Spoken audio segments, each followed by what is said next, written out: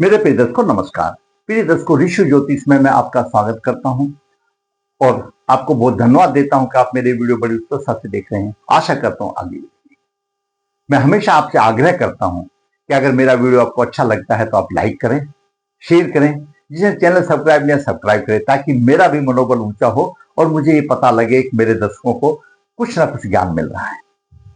दर्शकों, कभी कभी कुंडली ऐसी आ जाती है आखिर निर्णय लेना बड़ा कठिन हो जाता है, विचार करना बड़ा कठिन हो जाता है। मैंने इस कुंडली के पीछे बहुत अध्ययन किया, बहुत क्लासेस से बुक देखी, लेकिन मुझे उसका निवारण नहीं मिला। आज मैं इस कुंडली का आपके साथ साझा करते हैं, देखते हैं, हो सकता है आपके पास अगर कुछ हो तो कमेंट बॉक्स में लिखिए। जरूरी बात है, मैं कोई सर्वज्ञाता नहीं, सर्वज्ञानी नहीं हूं। तो आगे देखते हैं क्या करते हैं, क्या कहती कुंडली। अच्छे याग होने के बाद में, ये लगन कुंडली है। लगन का भाव का स्वामी स्वयं होता है, दसम भाव प्रतिष्ठा का भाव। अगर लगन का स्वामी लगन में हो, हम तोते की तरह बताते हैं आखिर बहुत अच्छा राजयोग है, निरोग रहेगा, वो रहेगा, भाग पुल बांध देते हैं। और दसम भाव का स्वामी पंचम में हो, अच्छा राजयोग होता है, कोई समस्या ही नहीं है। और नौ भाव का स्वामी दसम में हो, ये भी अच्छा राजयोग है, लक्ष्मी योग है, इसमें भी कोई समस्या ही नहीं है, बहुत अच्छे राजयोग हैं। लेकिन फिर क्या उसको सरकारी नौकरी मिल पाएगी? मैंने अध्ययन किया है, अभी मैं किसी रिजल्ट पर नहीं पहुंचा हूं और मैंने वीडियो आपके सामने लेके आ गया। एक अच्छा राजयोग, क्या सरकारी नौकरी मिलेगी? विचार करते हैं। जातक का जन्म 5 अप्रैल 2001 शुक्ल पक्ष त्रयोदशी पूर्व फाल्गुनी चरण 2 बुधवार को हुआ, लगभग 23:07 पर हुआ। जन्म के समय पर वृश्चिक लगन हुआ, 23 डिग्री है। लगन का स्वामी मंगल लगन में है। द्वितीय भाव में केतु 16 डिग्री 47 मिनट लेकर के, पंचम भाव में बुध 5 डिग्री लेकर नीच राशि में, और शुक्र उच्च राशि में वक्री है, तो उच्च राशि में सिद्धांत के मुताबिक नीच का फल देगा। और दसम भाव का स्वामी सूर्य 22 डिग्री 7 मिनट लेकर के है। शनि तीसरे चतुर्थ भाव का स्वामी सप्तम भाव में है, और गुरु 14 डिग्री 35 मिनट लेकर के, गुरु पंचम भाव का स्वामी है और दसम भाव का स्वामी है। इस कुंडली के लिए कारक ग्रह मंगल, गुरु और चंद्रमा है, और सूर्य दसम भाव का स्वामी है, लग्नेश का दोस्त है। ये यहां पर एक अच्छा राजयोग बन रहा है, ये भी राजयोग बन रहा है, और पंचम भाव का स्वामी भी केंद्र में बहुत अच्छा है और लगन को देख रहा है। लेकिन नवास में हम जाते हैं तो लग्नेश मंगल विष नवास में आ गया, और पुष्कर नवास में गुरु भी आ गया, राहु भी आ गया। सिद्धांत ये बताता है ज्योतिष का कि जो विष नवास में होता है कुंडली में, वह अपने कारक की हानि करता है, और जिस भावों का स्वामी है उस भावों में हानि करता है, उनको ऊपर नहीं उठाता। तो यहां पर मंगल तो विष नवास में आ गया। पुष्कर नवास में ऐसा बताया गया है, पुष्कर नवास में अब जैसे गुरु पुष्कर नवास में आ गया, तो गुरु किसका है? ज्ञान का कारक है, आध्यात्मिक का कारक है, और कन्या की शादी का कारक है, और शुभ दाता है, और धन का कारक है, संतान का कारक है। तो अपने कारक को ऊंचा उठाएगा, और जिन भावों का स्वामी है उन भावों को भी पुश करके ऊंचा उठाएगा। ये एक मतलब है। अब ये स्थिति आ गई, गुरु भी अच्छी जगह पर, राहु पुष्कर नवास में आ गया। अब राहु के पुष्कर नवास में आने से सीधा सा मतलब है, जो अशुभ ग्रह है, अशुभता देने वाला है, वो बलवान स्थिति में हो गया, तो और वो बलिष्ठ हो गया, तो समझो हानि करेगा, और हानि करेगा। बात यह, हालांकि कुछ इसमें ज्योतिष में ऐसा ही बताते हैं, और थोड़े से नरमाई से करे, भाई नरमाई से करो, कड़ाई से करो, तो हानि करने वाली बात ही है। तो ये राहु का भी हो गया। जन्म नक्षत्र पूर्व फाल्गुन नक्षत्र, 22वां मृगशिरा है, मंगल लग्नेश है, उसका स्वामी विनाशकारी। लेकिन शास्त्र ये कहता है, अगर जब लग्नेश विनाशकारी नक्षत्र में का स्वामी होता है तो 5-10% की हानि करता, ज्यादा हानि नहीं करता। तो इसको भी छोड़ दो, और भाई ये हानि नहीं करेगा, मान लिया जाएगा, और ये हानि नहीं करेगा, 5-10% कोई बात नहीं। अगर हमने 100 रुपए कमाए, 5-10 रुपए खराब हो जाएगा, कोई बड़ी बात नहीं।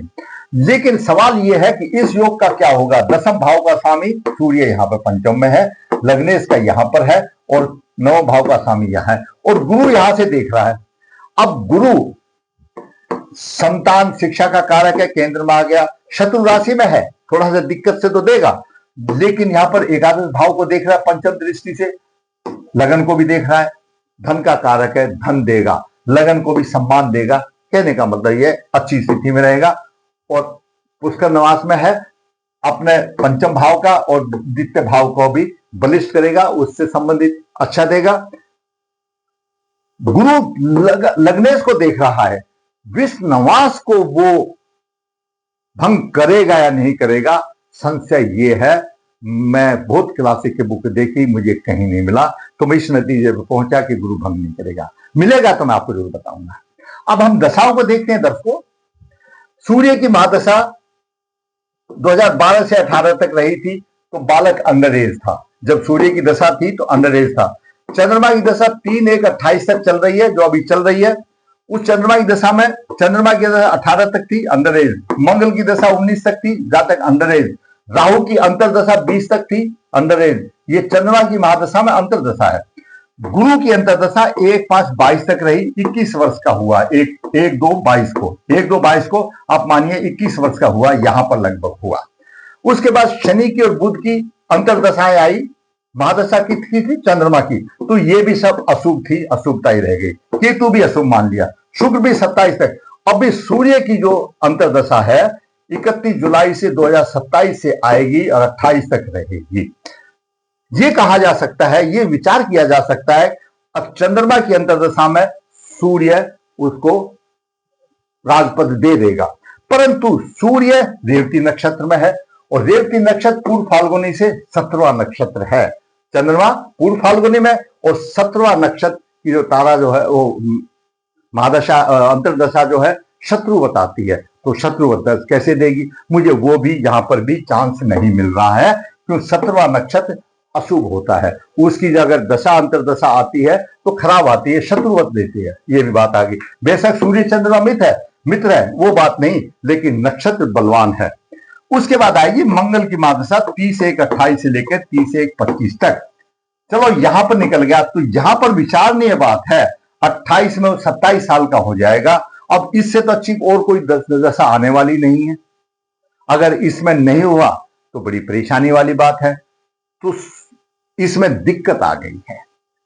फिर मैं इस नतीजे पे पहुंचा हूं, ये मेरा अपना नतीजा है भाई, अष्टम राहु तो है ही है। अब प्रबल पितृदोष बन जाता है, पितृदोष निवारण कीजिए, मंगल का भी शांति हो जाएगा, विषनवास भंग हो जाएगा। उसके बाद ये जातक चंद्रमा का, गुरु का और मंगल का यहां पर भागवती लाकर धारण करे। चंद्रमा का, गुरु का और मंगल का भागवती लाकर धारण करे। मैं कहता हूं 100% उसको नौकरी मिल जाएगी, चिंता करने की जरूरत नहीं है।